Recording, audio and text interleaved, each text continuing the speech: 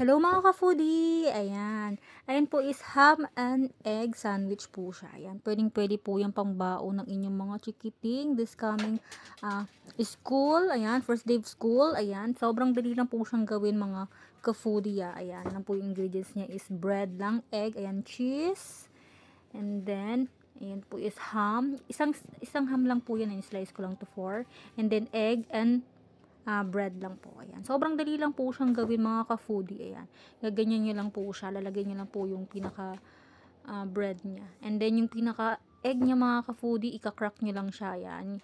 Yung yellow egg, lalagay nyo lang po siya sa gitna. Ayan. Para maganda at masarap siya tignan talaga. Ayan. After nyan, mga ka-foodie, lalagay nyo naman po yung ham po. Yung ham is isa lang. In-slice ko lang siya into 4. Ayan, lalagay ko lang po siya sa gilid. Ayan, ganyan lang po siya. Sobrang dali lang po ito mga ka-foodie. Pwedeng pang breakfast,